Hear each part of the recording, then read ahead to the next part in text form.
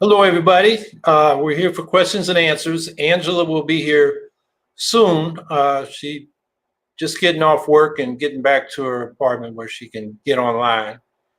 And so here we are, a week later. Nothing has been done in terms of suppressing community spread of the virus. There's no test, contact, trace, and isolate program coming nationally. And at this point, I'm ready to say Biden is complicit in this because his silence is complicity.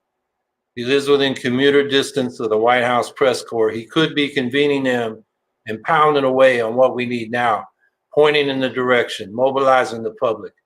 And instead, we're floundering. We're 4% of the world's population, 25% of COVID deaths, and we've jumped up to the highest level in the whole pandemic. Meanwhile, the relief people need, they need cash. $1,200 check was not enough. They need Medicare. They need coverage for the cost of dealing with this COVID crisis. The unemployment with the $600 federal supplement ran out last week.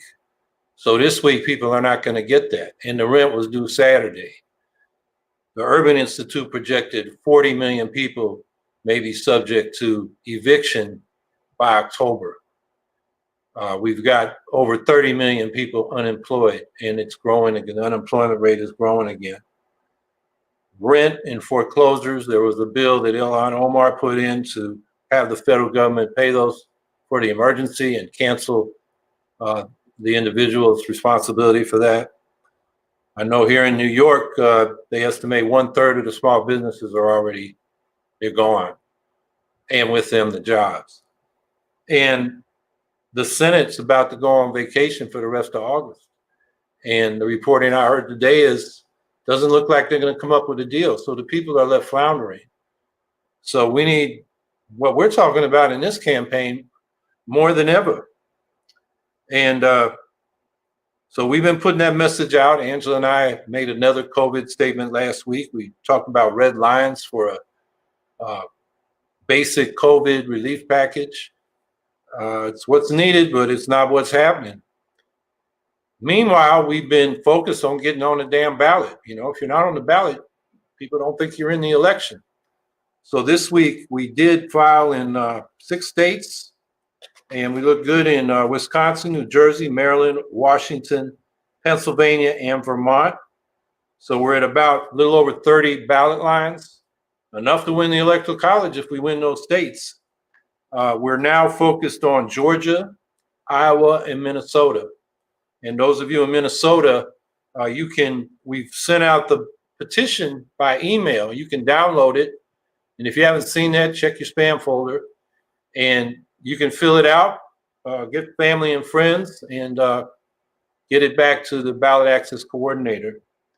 And meanwhile, we're still in court in Oklahoma, Arizona, Nevada, to get relief from onerous ballot access requirements, like a $35,000 filing fee in Oklahoma, when the U.S. Senate candidates, statewide federal candidate is only $2,500.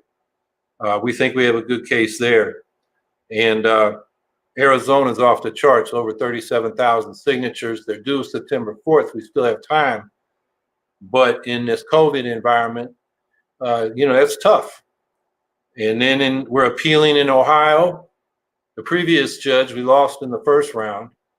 His ruling said that the COVID situation is irrelevant because when the governor locked down the state, he made exemptions for free speech activities, which is fine, but it doesn't deal with the fact that we're going against public health guidelines for social distancing to go out there and physically petition. So we're going to try to win that argument on appeal. So that is the big effort right now.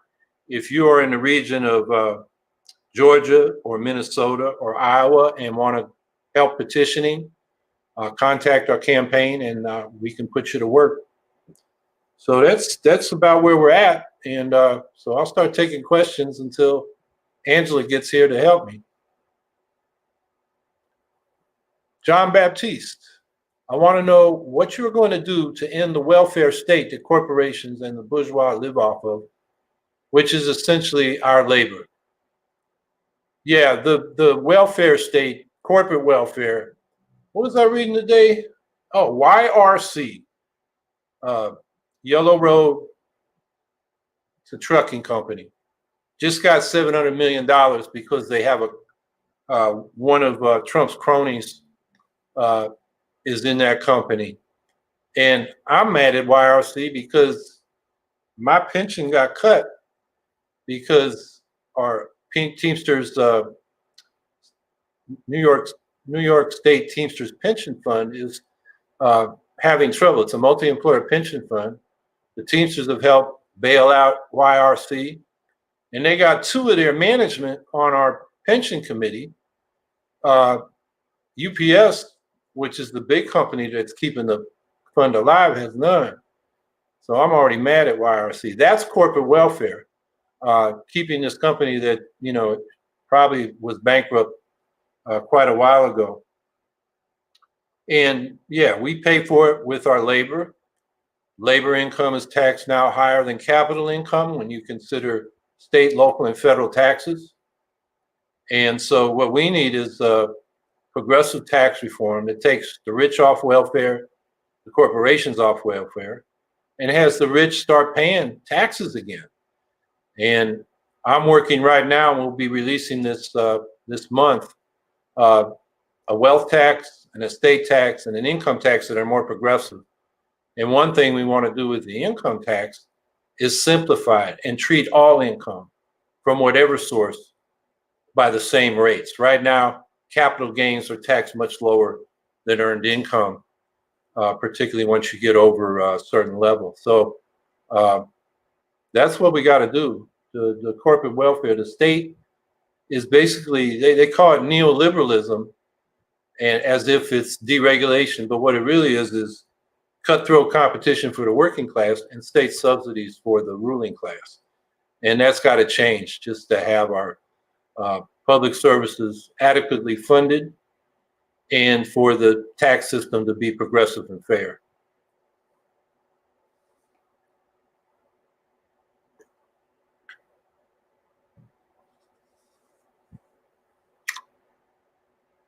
Ray Roy asks, hi, Howie and Angela. Wanted to ask, what do you think of money-free party? And if you believe that money is the root of corruption. Well, if that's that the Green Party should run on no money, I don't agree. We don't take money from for-profit entities, corporations, their PACs, their trade associations, because we want to represent the regular people. And so we primarily are funded by little people giving small donations.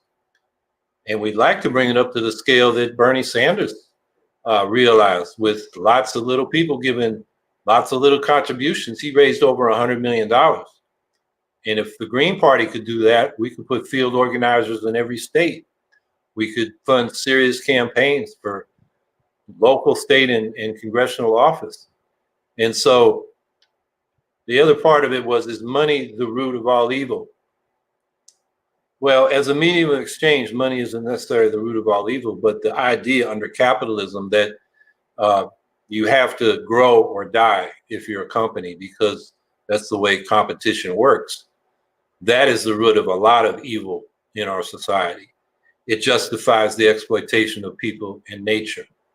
It justifies employers trying to get as much labor for the lowest cost they can from workers. So that's why we talk about a socialist economic democracy, where workers get the full fruit of their labor instead of getting a fixed wage and giving the surplus to the owner of the company. And where the big economic decisions, and with a lot of the economy being in the public sector, we have a say in what technologies we choose, and ultimately how we produce enough so everybody's basic needs are met, but do it within ecological limits. That's why we talk about ecological socialism. The socialisms of the 18th and 19th century were focused on increasing production to solve the problem of poverty and scarcity. That's not the problem now. We're plenty productive. We've got to find a way to produce what we really need and do it in a way that's ecologically sustainable.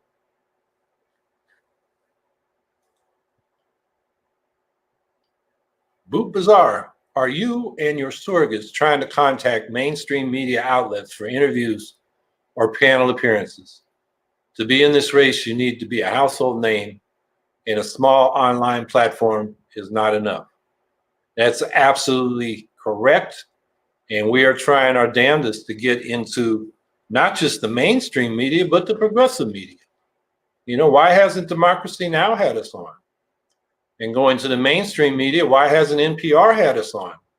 They had the Libertarian candidate after she got their nomination. We've contacted all these people. We're talking to MSNBC and CNN, the New York Times, the Washington Post. We're talking to all of them. We're sending them our news releases. Our media team is pitching stories to them, trying to get segments on the broadcast media and stories in the print media, and they're not covering us. So I think one thing everybody listening can do or watching can do is write to the media outlet you want to see us on, whether it's Democracy Now! And or MSNBC and or the New York Times, and say, why the hell are you not covering Howie Hawkins and Angela Walker? You know, and you can mention some issues. There's Angela. So we're talking about why the mainstream media is not covering us. And I'm urging people to, you know, write to the mainstream media and say, you know, why the hell aren't they covering us? You know, how about the climate issue? Joe Biden and the Democratic Party just came out with a pro-fossil fuels, pro-nuclear power energy policy. And it's a shame to say that a lot of the, I guess you call them the moderate or liberal environmental groups are saying, well, this is a step forward. I'm not sure what they're talking about. Because when I look at that, I say, yeah, Donald Trump calls climate change a hoax, but Joe Biden acts as if it's a hoax. Because he wants to frack the hell out of the country, build all these pipelines and gas-fired power plants, and then capture the carbon and sequester it. A technology that is not economical and not up to scale. And that is not the way we get out of this climate meltdown. So, you know, we pitched segments with CNN and MSNBC last fall when they did their climate town halls. And we didn't expect to get on with the major party candidates, but we thought, well, maybe they can do a segment. After all, I was the first candidate to campaign on a Green New Deal in 2010 in this country. And there was some interest, but basically the producer said, well, when you get the nomination, talk to us. Okay, we got the nomination, we're talking to them.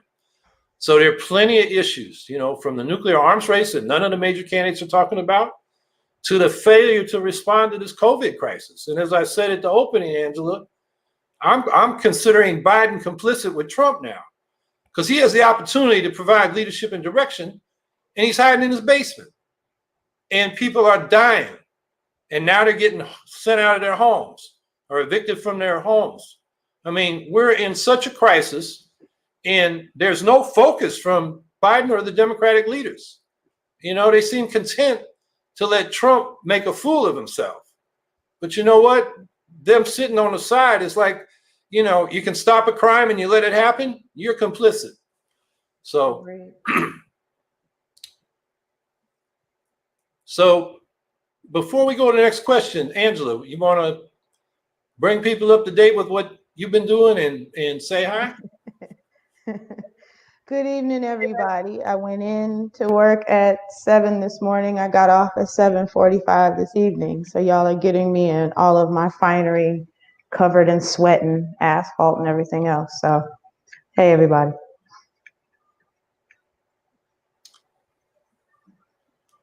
Now that's what you call a hardworking candidate in more ways than one. Because Angela works a real job for long hours. And I was hoping that Isaias would give her, if I botched the name, but that hurricane. Oh, you said it right. Okay, well, I was hoping that hurricane would give you a day or two off, but I think it missed you. He came through. He knocked out my internet. I had that cooking interview last night. He knocked out my internet. He inundated us with water. And by the time I got up, a lot of the puddles had receded. It was just really sad. And, So, and you had to go to work. yes, indeed. Okay. So, um, There was yeah. a question there. I saw the question. I was getting ready to read it. Meme Fair is asking us, what do you say to Biden voters who claim that a vote for the Green Party is a vote for Trump? Do you want this one, Mr. President? Because I love the way you say it, or I can do it. Okay, well, they're claiming against logic that you learn in grade school, where you put the apples in one basket and the pears in another basket and the oranges in another basket. A vote for the Greens is a vote for the Greens. It is not in Trump's column. It's a vote against Trump because he doesn't get it. So, let's start there. Second thing is, at this point, we got to realize Trump can't win this thing unless the Democrats, give it to him. He is collapsing in the polls. All the battleground states, he's most of them double digits behind. He's about 10 points behind on the national polling. And the more he talks, the more he makes a fool of himself. So the question now is, if you're a progressive of any kind, a socialist or just a liberal, are you going to vote for a guy that wants to frack the hell out of the country, has no program for dealing with the crisis of inequality, which has lowered working class life expectancies? He's not for Medicare for all. He's not sure for a job guarantee. He's not for a guaranteed income above poverty. What the hell is he for? Well, his whole career he's been for balanced budget conservatism, legislation that was the architecture of the mass incarceration and mass surveillance, spending all the Pentagon wanted and more on wars, mobilizing the Democrats behind Bush's war in Iraq, and I could go on and on and on. This is not helping people who are now in crisis. So why the hell would you want to vote for Biden? I think it takes a certain privilege to think, well, I'll be all right under Biden. Most of us won't be, because he has no answers to this economic crisis. He'll probably do better. He'll probably take the public health advice and will, suppress the virus. But at least I hope so. But when it comes to economics, he has the same faith that the Republicans do, that private enterprise alone is going to get us out of this hole. And what we say is, this eco-socialist Green New Deal we're talking about, $27.5 trillion over 10 years to rebuild all our productive systems for zero to negative carbon emissions and 100% clean energy, is needed now for economic recovery as well as climate recovery. And that's the kind of program we need. And, some of these people who are ready to settle for anything, any little bone toss their way, said, well, he's going to spend $2 trillion in the first 4 years on what he calls climate activity. But a lot of that is, nuclear power.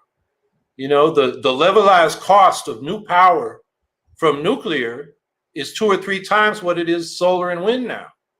So you're wasting money and just pandering to an industry. He's taking money from the fossil fuel industry. The numbers were out today. It was like 900 million that Trump got, but 300 million that Biden got. Of course, that's what those industries do. They buy both sides of the aisle. So no matter who wins, they got friends. So there's a lot to say about that.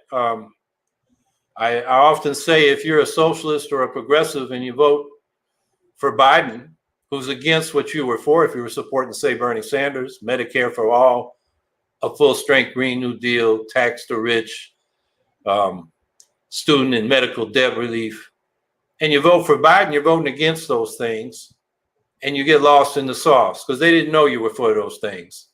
You just gave your vote to Biden. Give your vote to us, and then whatever vote we get, the politicians got to deal with that, and we can build on that. And it's about building a movement, an alternative to the madness that's going on right now.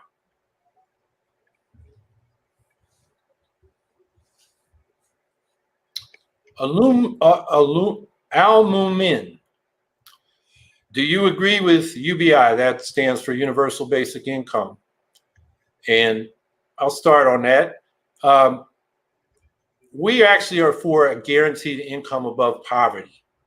It's what Martin Luther King was campaigning for in the Poor People's Campaign. It was the economic right to the Economic Bill of Rights that FDR first talked about, that the Black Freedom Movement added.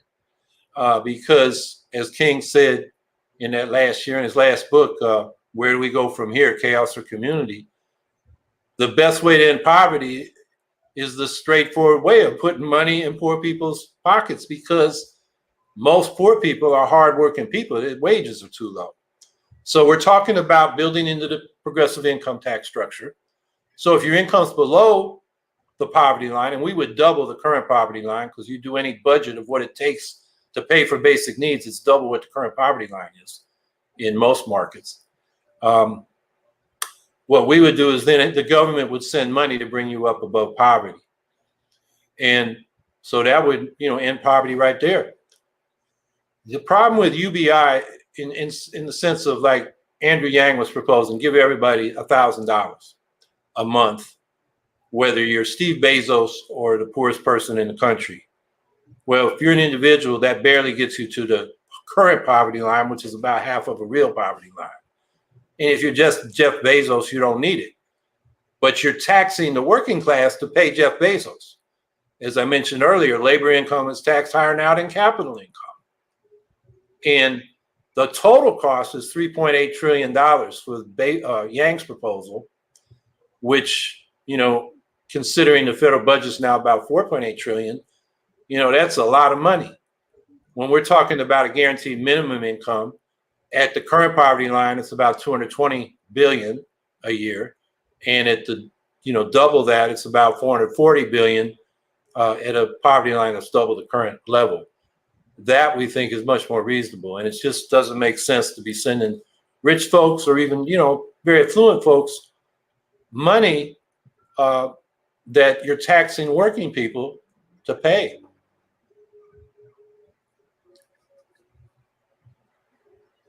Amber Hilligoss Halpin, can you discuss your stance on animal agriculture and climate change? Well, we do not support factory farming of animals for a number of reasons, environmental reasons being one of them.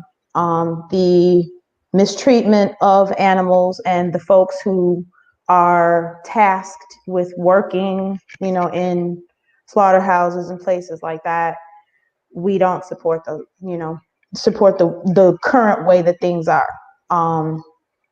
And we believe that if you are going to raise animals for food, because let's face it, people are not going to stop eating them. Food shame, we just had this discussion too. Food shaming people is ineffective. I mean, it's not, and it's not the thing to do. So recognizing that people are going to want to continue to eat animals, just making sure that we are not farming animals and we do not have folks working with animals in conditions that are unhealthy for both animals and humans, as we're seeing in a lot of, especially with the outbreak of COVID-19, we saw a lot of people in meatpacking plants that, mass infections because of really poor working conditions. And we don't believe in factory farming animals. There's a better way a more humane way to raise them, and let them have, whatever kind of life that they're going to have, some quality of life before they end up on people's plates.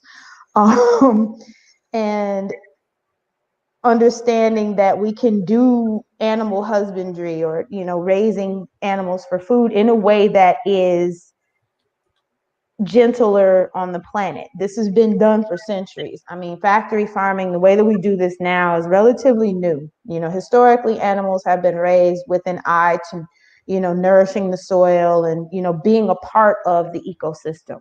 And so where we stand on that is, if you're going to raise animals for food, and people are not going to stop doing that, just making sure that we are doing it within ecological limits and with respect to the ecology, and also with respect to animals and human beings that are, in that profession working with them. And Howard, if you got more you want to say. Yeah, I would just add the connection to climate change. I mean, these concentrated animal feed operations, a lot of methane gets released, and methane is 86 times more potent than carbon dioxide in the first 20 years it's in the atmosphere. And it degrades faster than carbon dioxide. But in those first 20 years, it's a climate bomb. And then to feed this mass, hamburgers and whatnot, they're cutting down the Amazon rainforest in order to, graze cattle until the soil is depleted and it just turns into like concrete in the soil. They have to move on and cut more forest. And that's putting more carbon when the forest is cut down into the atmosphere. There are a lot of consequences of the kind of industrialized animal food production and processing that we have.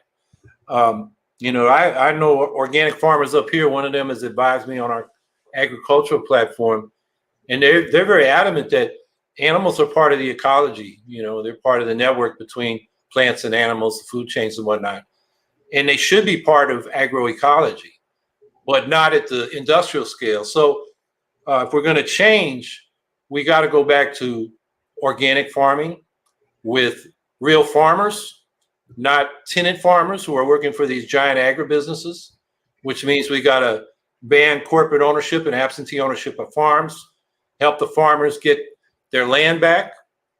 Like the black farmers lost 90% of their land in the South. Part of reparations should be to restore that land base. We need 1 million more farmers if we're going to go organic. And they're black folks that want to farm, get back to the land.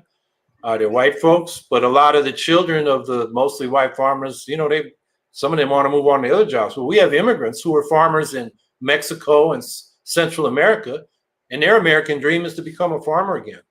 So we need to put working farmers back on the land and support their transition to organic agriculture, provide parity pricing for all commodities, not just the usual ones, soy, corn, and cotton, but also fruits, vegetables, dairy products, so that farmers cover the cost of production and they are guaranteed a living income. Parity pricing just means the floor price goes up with the cost of production or goes down. And once you set that standard, then farmers should be able to at least get the cost of their production costs covered so they don't end up at the end of the year losing money. And we're in a situation now where, the last of the family farmers, these tariffs Trump put on China have really hurt a lot of farmers. And, they're selling out now. And if they stay on the land, they're working for some damn, hedge fund on Wall Street or a big agribusiness. And they're telling them what to grow and how to grow it. So, land to the people that work it has got to be part of this whole question.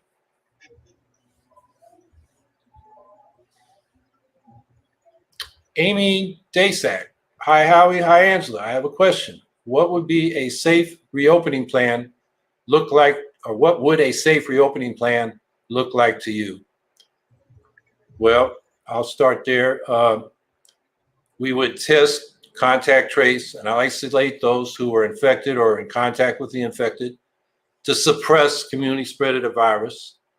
And when it's suppressed, then we can safely reopen following these public health guidelines, masking, social distancing, and personal protective equipment in the businesses and the schools. And that needs to be put into OSHA standards that are enforceable by the workers. So the workers can raise objections and you don't have to wait for OSHA to come. And I think that we can do safely. We've seen other countries do that. And then if the outbreak comes, they shut it down. They find out who's infected or was in touch with the infected, isolate them, and then suppress the virus. And then they go back again and reopen the business or the schools.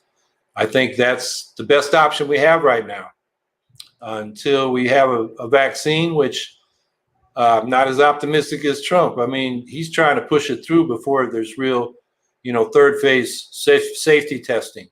And we don't want to do that because you can get a bad vaccine out there. They did that back in the 70s with the swine flu, and Ford, getting ready to run for re-election, pushed it out. And a significant number of people got a serious consequence of that. And it was some kind of neurological problem, if I remember correctly. But it's got to be done properly.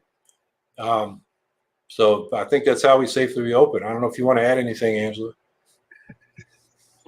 I think that part of it is also not forcing, which, isn't going to come from our current government, but would not be forcing parents, caregivers, students out into situations where they're exposed to a plague, because basically that's what this is. And like if you're anywhere like here in South Carolina, the numbers are going up.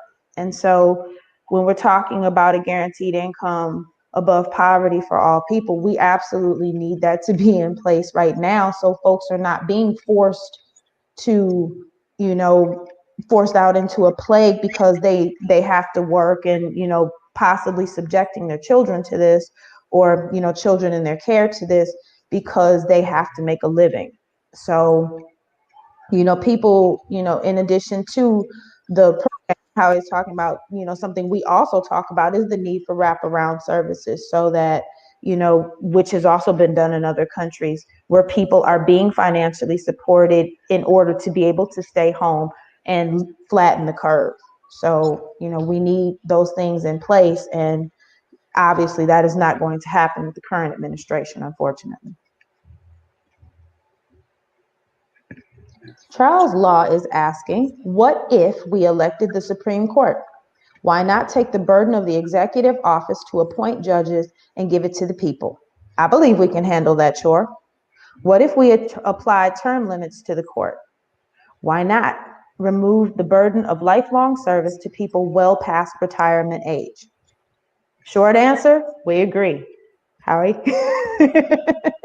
Yeah, electing judges is an old socialist demand going back to, Karl Marx and, demands coming out of the revolutions, 1848. We elect judges in a lot of states to, and, in New York, we elect them to the what's called the Supreme Court, which is a district court. The top court here is an appeals court. They're appointed by the governor. We elect city judges, family court judges, and I'm fine with that. And definitely term limits for federal judges. The strategy now by the Federalist Society and the Republicans is to, appoint young conservatives who will be there for 3 or 4 or 5 decades, and that is a problem. I think term limits is a good idea, particularly for judges.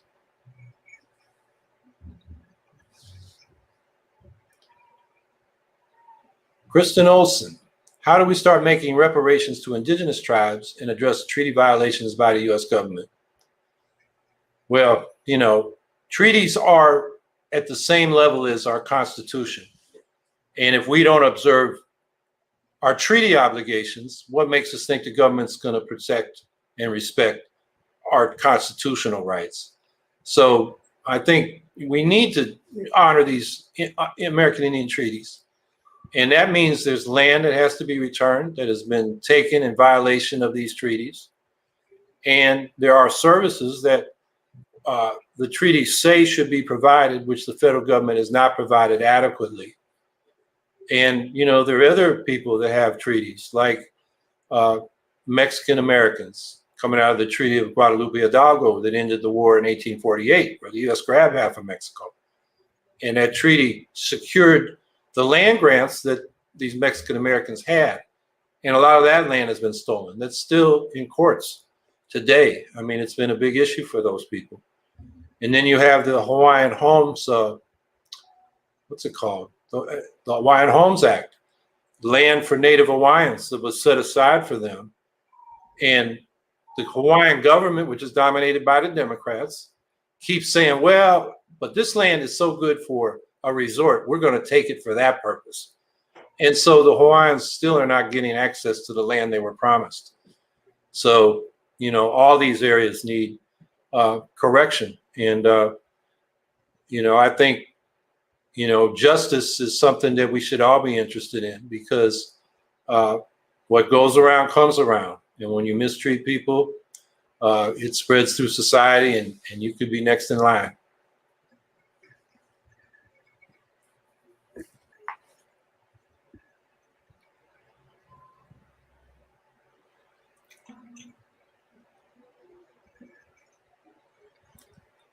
Plastic Phoenix 1.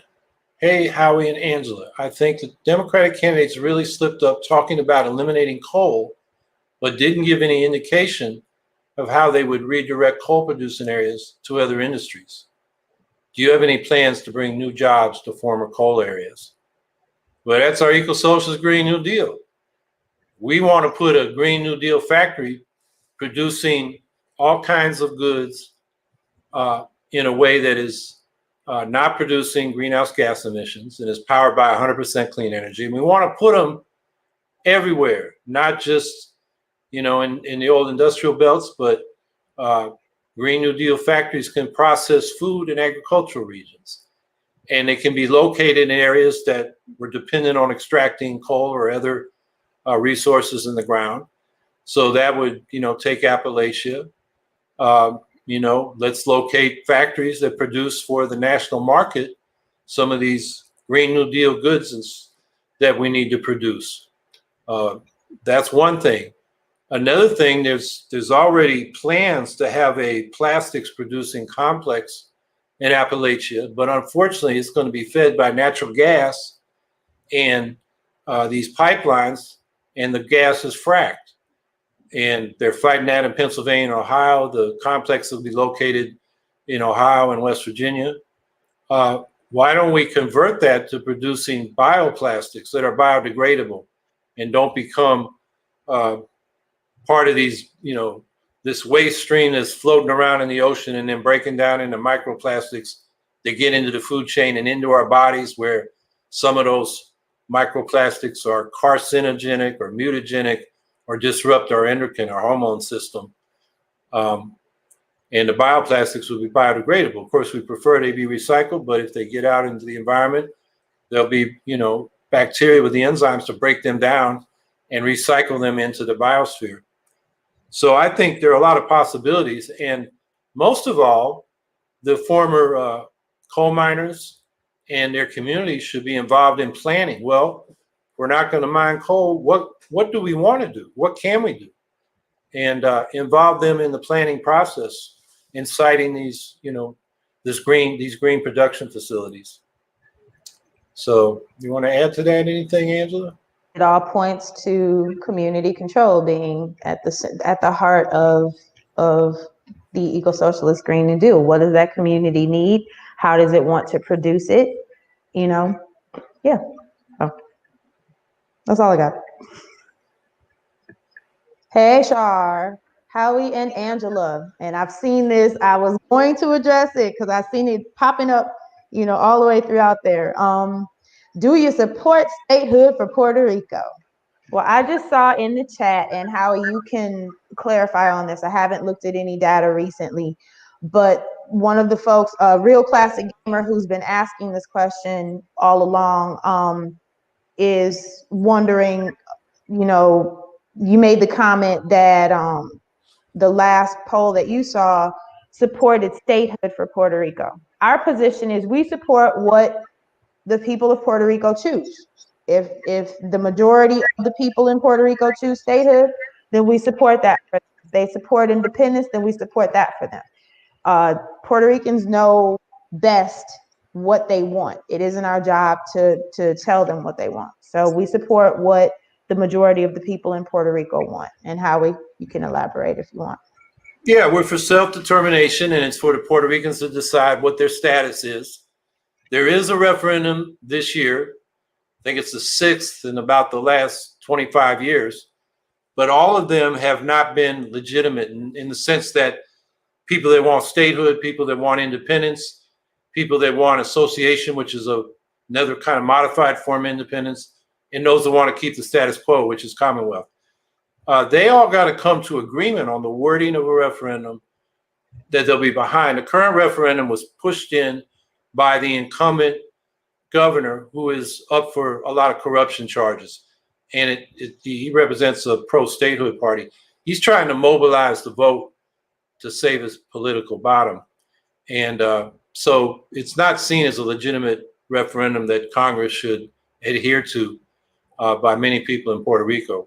So self-determination, but it's got to be done in a way that all sides see as legitimate.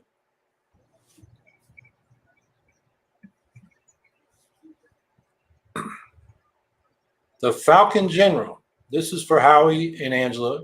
How would you guys' administration handle the Turkey and Kurd situation and the Moroccan Western Sahara situation?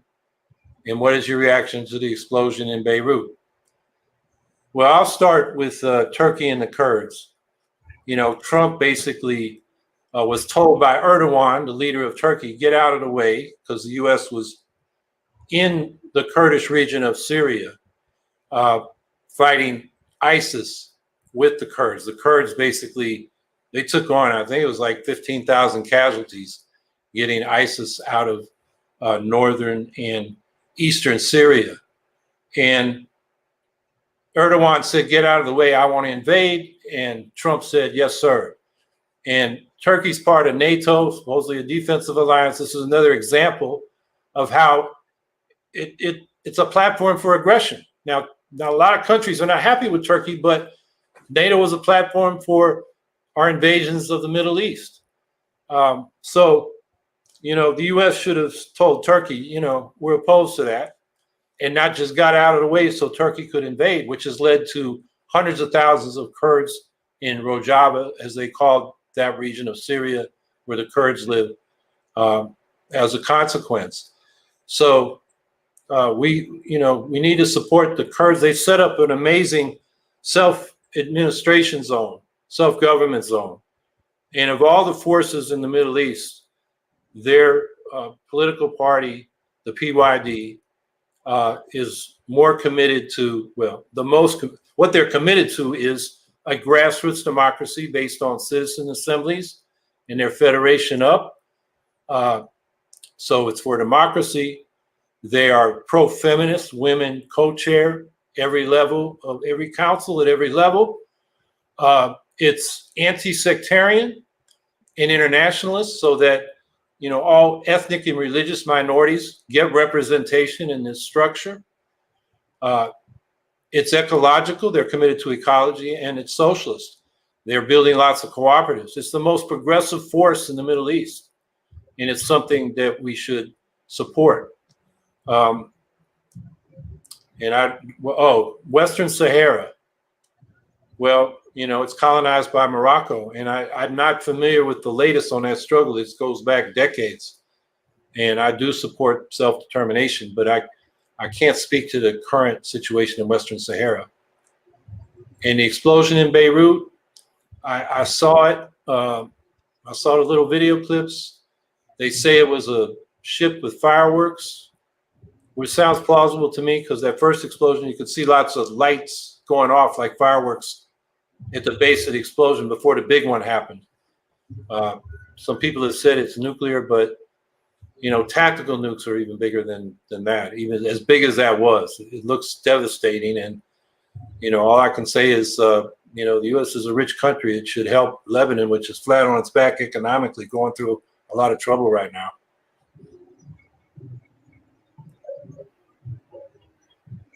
Andrew Westcott. Gen Z is the most diverse and progressive generation in history, but also the least partisan. Do you have a message to the Gen Zers that are just reaching voting age and becoming politically active? We sure do. Come on over. And I say that, not being, but simply the issues that our party is putting forth and that our platform is putting forth are issues that support young people particularly. What we're hearing from younger voters or people who are considering voting, and I'm thinking, my daughter's not Gen Z, she's a millennial, but the younger folks that I talk to, interact with, are very concerned about climate change. They are very concerned about education. They are very concerned about having access to some sort of a guaranteed income above poverty. They're concerned about being able to simply live. And so in a way, and one thing I really love about Gen Z is that they don't play. These young people are not here to be polite. They're not worried about your feelings. You're gonna get this full strength. And so it's something that I appreciate. But what I would say to them is, because you're they're not so wrapped up in partisan politics. What are your issues? You know, one of the things that they do support is the legalization, decriminalization of both marijuana and sex work. Neither of the two parties of the duopoly are talking about that. We are. And so vote, you know, if you are interested in getting politically active, align yourself, you know, however loosely, find who represents your values. What issues are you the most interested in that you want to see put forward? And that's where you take your energy. Howie? Well, I would urge Generation Z, which I don't think is, it's the question said the least partisan, Yeah. which might mean they're the least affiliated with the Democrats and Republicans because they don't like what they see there. So I would say, like Angela said, you know, welcome. Another thing I would say is that if we're going to be effective in making the changes we need, you know, whether it's climate change or affordable access to college, we got to be organized. And this country really doesn't have political parties like other countries do. We have two brands, Democrat and Republican, and they don't have local meetings you go to and debate the issues and decide on what you're going to do about them. They just mobilize you around election time. You tell the state which ballot you're going to pick up at a primary in the open primary states or which party you're in the closed primary states. The state keeps a list of you. And that's the extent of your membership. You don't have any rights in the Republican or Democratic parties. You don't have any organized activity at the local level. So what we need to do is build a real grassroots party where people come together. I mean, right now, there's a lot of social movement activity going on. And the problem there is the movements are all competing with each other for people's attention and money and time and energy. And a lot of them have paid staffs. And if you trace it back, it's, you know, multi-millionaires and billionaires funding them. It's very top down. And we need to come together and find common ground across these issues, across constituencies, around a common platform and common activities and strategies, which is what a party can do. And that's one of the things we're urging in this campaign is people need to be organized. There's, you know, an old saying, there's no such thing as an unorganized socialist. It's important to be in an organization and not just be an individual atomized and getting your stuff off the internet, because in the course of discussing with other people, they challenge your ideas. They make you smarter. You challenge their ideas, you make them smarter. And we all develop. And if we're going to beat the ruling class in this country, we got to be smart. And so that's another role a party can play. Political education and self-education and self-organization. So I would urge Generation Z, you know, come into the Green Party and don't let any old folks get in your way. I come from a generation in the 60s, coming out of the free speech movement. There was the leader of it said, we don't trust anybody over 30. And he said it in jest, but people picked it up. They kind of meant it. And, you know, that may be extreme taken literally, but I would say to the young folks, you know, don't let the old folks obstruct you, or, you know, if they're not listening to you, well, just get more young folks in there and outvote the old folks. In other words, organize. And, you know, another thing about my generation of the 60s, you know, I think a lot of those folks, they started out new left radicals, and most of them got lost in the sauce of the Democratic Party. They have not had the impact. They have not changed things. It's got worse from what we were dealing with in the 60s. So a few of us older radicals need you younger radicals to come on board and help us.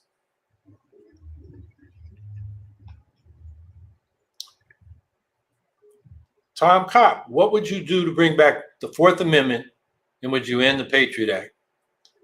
Yeah, I think the Patriot Act should be repealed. Joe Biden won't do it because he helped author it and get it passed with hardly any discussion right after 9/11. And the Fourth Amendment is really serious. That has to deal with our privacy rights, our right to due process. And one thing I would do is I would drop the charges against Edward Snowden, who revealed the mass surveillance by the NSA. And if I was president, I would invite him into my administration because he has the technical knowledge to help us deal with questions of digital democracy and protection of privacy rights. And I think he's got the right value base. You know, he thinks you read his book from last year, Permanent Record, which I urge everybody to read. It was the best book I read last year. He says, you know, the big problem we have in the world right now is authoritarianism versus liberal democracy.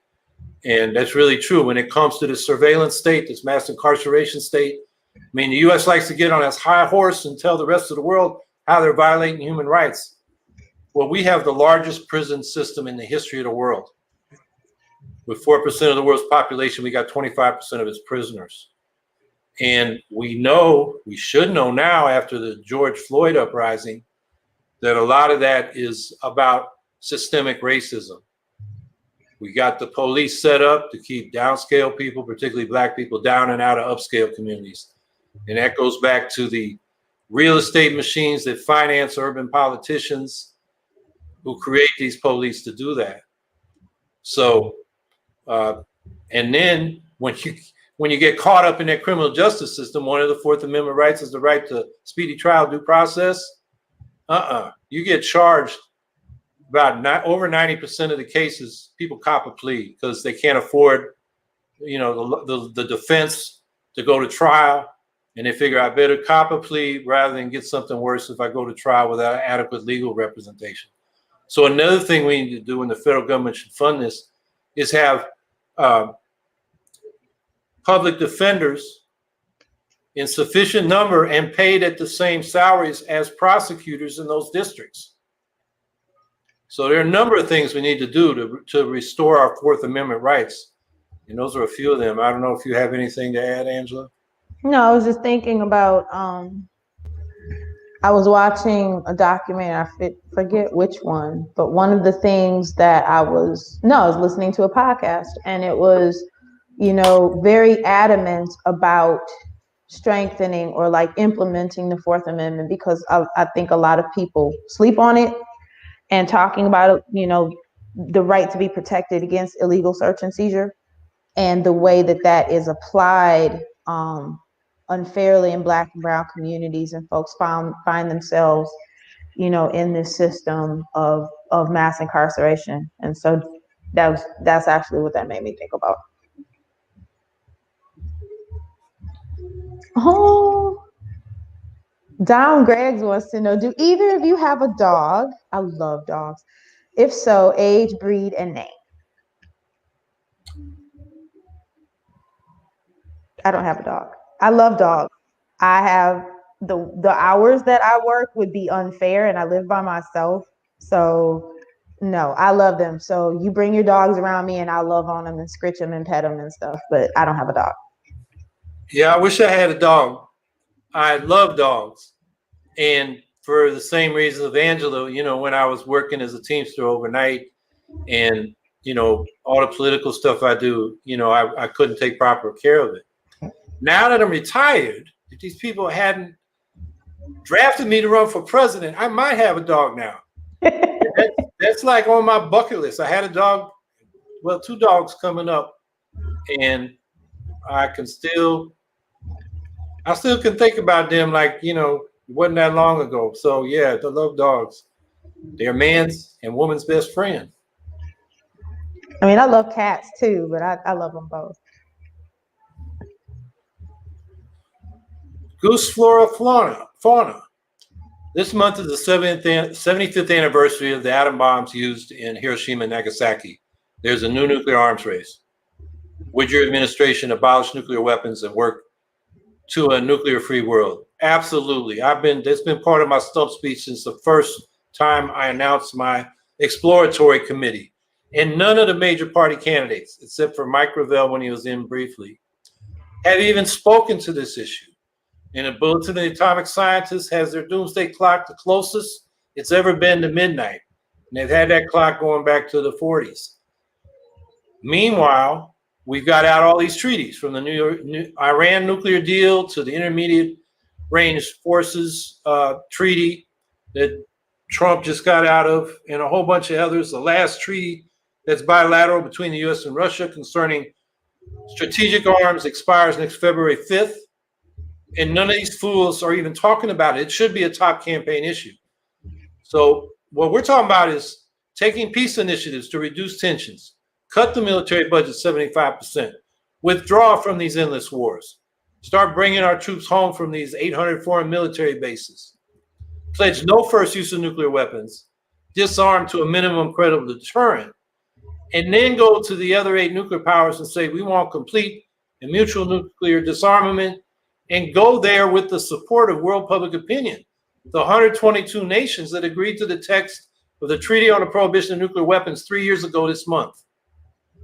And the International Campaign for the Abolition of Nuclear Weapons got the Nobel Peace Prize for that achievement. And hardly anybody knows that. And it is criminal. And people were talking at the beginning of this about how the mainstream media, why don't they cover us? Yeah, why don't they cover us? Because we'll talk about this issue. Why don't they cover this issue? This is a life or death issue. And, you know, the media acts like it's out of sight, out of mind. You know, after Gorbachev and Reagan agreed to reductions and then the Soviet bloc fell apart, people have forgot about these weapons. We're in a modernization process that was initiated under the Obama administration, continued under Trump. It's a multi-trillion-dollar enterprise to make our strategic arms 6 times faster. They call it hypersonic. That means you no longer launch on warning when you see enemy missiles coming at you. You have to launch in anticipation that the other side launches so they don't wipe you out in the first strike. And as we modernize, so have Russia and China. We're in a new nuclear arms race. And then there's this other thing. They're putting more nukes in the more tactical nukes in the conventional forces. And the doctrine that the US adopted, Russia's adopted, is called escalate to de-escalate, which is nuts. It's insane. The idea is if you're in a conventional war and you're losing, use some tactical nukes to throw back the other side, and then you de-escalate. It's not going to happen. You got to read Daniel Ellsberg's second Pentagon papers. It's called The Doomsday Machine. He was a nuclear war planner before he was a Vietnam War planner. And he documents going back to the way it was set up in the 50s, and he studied this whole thing and down to where it is today. Once one nuke flies, they all fly automatically. That's what he calls it, the Doomsday Machine. We got one, Russia's got one, China's got one, India and Pakistan got ones against each other. There's enough weapons between those two to create a nuclear winter that'll wipe us all out. I mean, we're in deep, deep trouble, and it's not even being talked about. So thank you for raising that question. When you write to the media, say, you know, why don't you talk to Howie and Angela? Why aren't they being covered? And they'll talk about this new nuclear arms race. Why aren't you covering that? So I got a lot to say about that one. You want to add anything, Angela? I saw that question in the chat. Thank you, Goose, for asking it. I saw that question in the chat, and I was hoping, you know, Andrea would pitch it to you because I'm like, that's your meat and bread right there. 562M. What do you make of Trump's attacks on mail-in voting? It's cowardly. I mean, when you have to cheat to win, I mean, it's a little ridiculous. I mean, and the thing I think is the most interesting about him is the fact that he acknowledges that, you know, if we don't, you know, if people have access to mail-in ballots, we're gonna lose. They know that. So, I mean, he's not even smart enough to try to hide it or like make it look like something that it's not. And it's just very, and I hope that people across the country can see through this thing, you know, for what it is and, you know, push back against it. Howie? Yeah, putting money into the Postal Service has to be part of COVID relief. Part of COVID relief should be giving money to the states so they can set up a universal option to do a mail-in ballot in this pandemic. And the post office needs to be in a position to deliver the mail. And our campaign's already been affected by this.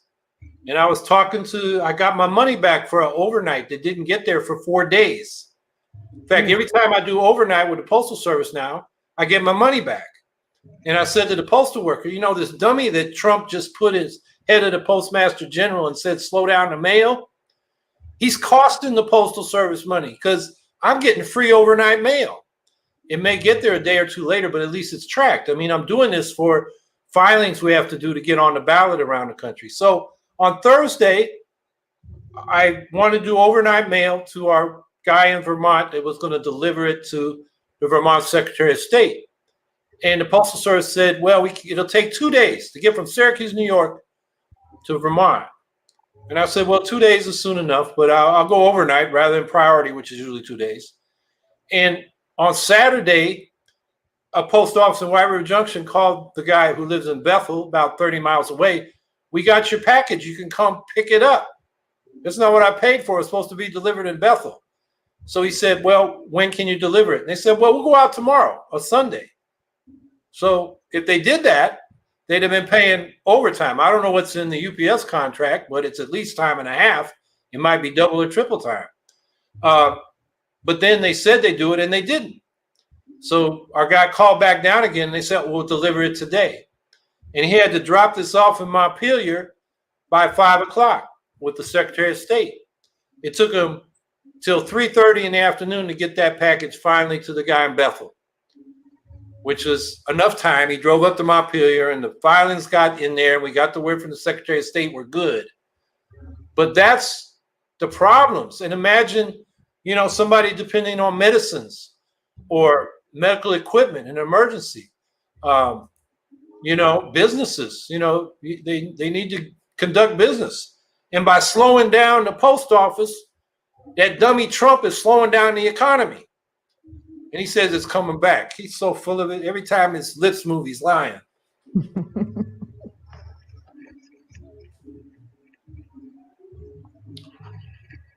B to Moose F. I'm not sure what that means, but what is your opinion on gun control? Sorry if I'm repeating myself. You want to take that one, Angela?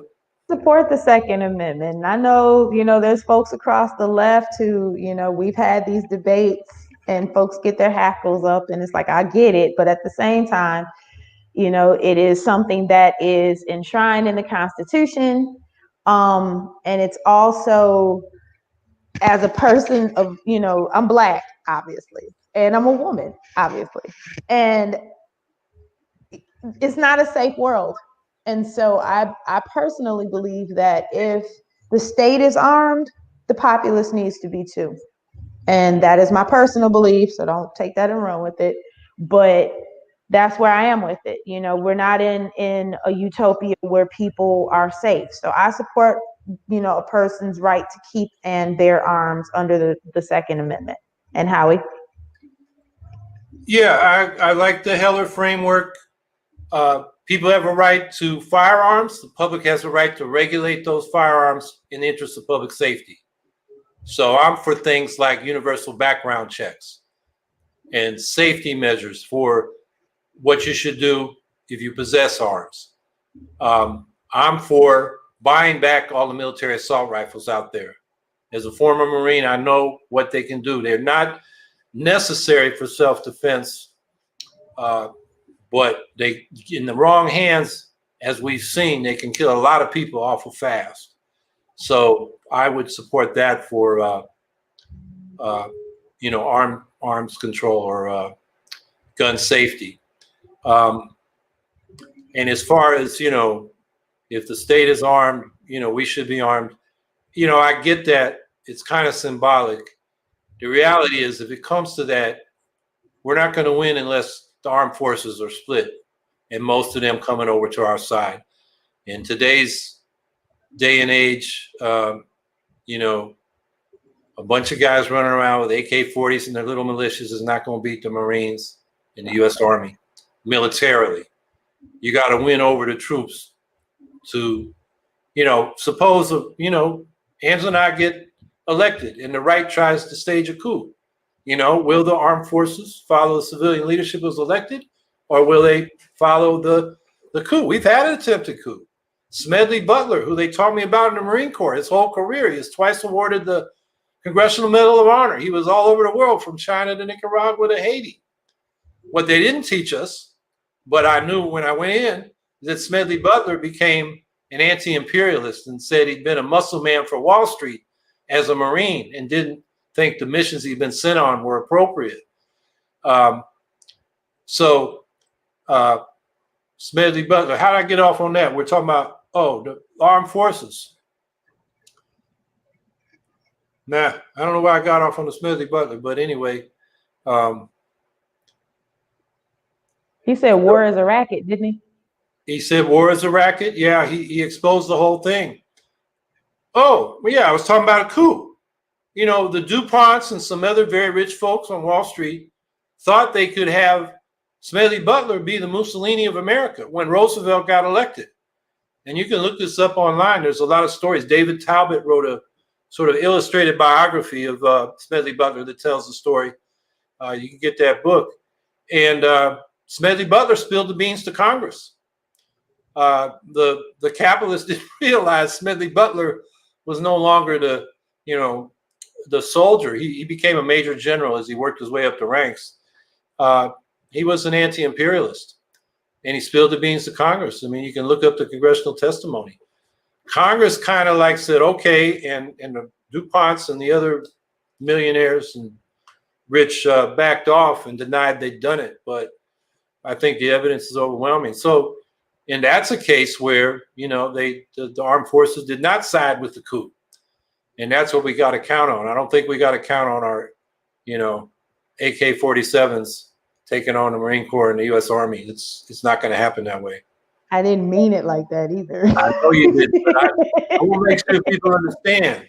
Yeah, I didn't mean it like that. We're not going up against the government. I'm thinking more of an issue of self-protection, not offense. And yeah, whether it's street crime or, I mean, look at those officers went into Breonna Taylor, unannounced, plain clothes, and they charged her boyfriend, who was shooting in self-defense, with murder. I'm not sure where that charge is right now, but he had every right to defend himself, and it was the police, but he didn't know that. And we have been alerted by the boss that was our last question. It's already an hour and 10 minutes. Wow. Well, I enjoyed the conversation and answering questions. They're good questions. And I haven't collected my thoughts yet for last words. You got any, Angela, while I collect mine? I was thinking a couple things in the chat that we didn't get to. Yes, we support Black self-determination. Yes, pit bulls are life. And also thinking of a conversation that we had the other night with some Green Party members in LA. We're all, usually in our last words, we're always telling folks, take care of yourselves and mask up and social distancing and all of those things. But I also hope y'all are, as much as you are able, just think about the way that what you're eating is impacting, how it can help keep you healthy as well. I promised one of our members I would bring it up. And so, just, make sure that you're strengthening yourselves from the inside to build your insides up, build yourself inside out to protect yourself against this virus. Things that anti-inflammatory foods, all of us are on the turmeric thing and, apple cider vinegar, sort of things like that. So just in a nutshell, just make our approach to taking care of ourselves during this pandemic and taking care of our communities and families. Let's be holistic about it as much as we are able. So that's my message. Well, I missed the pit bull thing in the chat, but one of my best friends is a pit bull. I love those dogs. They're very loyal. If you watched Our Gang or the Little Rascals, their dog was a pit bull. He was part of our gang. So, if they're not trained to be vicious and attacking, they're great dogs. And the thing I come back to is, where we're at in the campaign now is getting on the ballot. And I mentioned some of those states right now. High priorities are Georgia, Iowa, and Minnesota. If you go to our campaign website, howiehawkins.us, we have a ballot access page. We got a new map coming up. I don't think it's up yet, but it'll bring you up to date on all, with all the states we got on in the last week. And that's a high priority. And I'll also add that we believe, going to be qualified for matching funds going up to hopefully August 24th at this point. So any donation up to $250 cumulative per individual is going to be matched by Uncle Sam. And that money we're putting into this ballot access. We are paying petitioners. If you want to, help with that and, you need to get paid, get on the webpage and let us know. Because, we need to find people willing to do that. And in doing it, go back to what Angela said, we're going out there with masks, with hand sanitizer, doing social distancing, and doing the best we can to be safe with ourselves and the people we talk to. And I mentioned that Ohio decision, that damn judge said COVID-19 is irrelevant to going out and petitioning. He was a Reagan appointee. He should be retired by now, talking about term limits we were talking about earlier, or elections of judges. But anyway, so those are my thoughts. Ballot access, the matching funds, that's what we're working on this month. That's the key thing. And pester the media to cover us. That's, we got a lot to say to these issues. And as I've said, I'm ready to debate Trump and Biden, but I don't think they're ready to debate me. I want to ask Trump, when's Mexico going to pay for your stupid wall? Or how you bone spurs doing, you chicken hawk? I'm in the same Vietnam generation. I went in, where the hell was he? Or Biden for that matter. So, and I don't know what Biden's got to say about any of these issues when we get into the details, like climate change. Man, oh man, if we could have a debate. And then Angela could take care of Pence and whoever the Democrats come up with. So anyway, thanks for being on, and we'll be back next Tuesday. You're the first to hear it. We expect Ralph Nader to be on with us. A lot more about that. So everybody have a good night.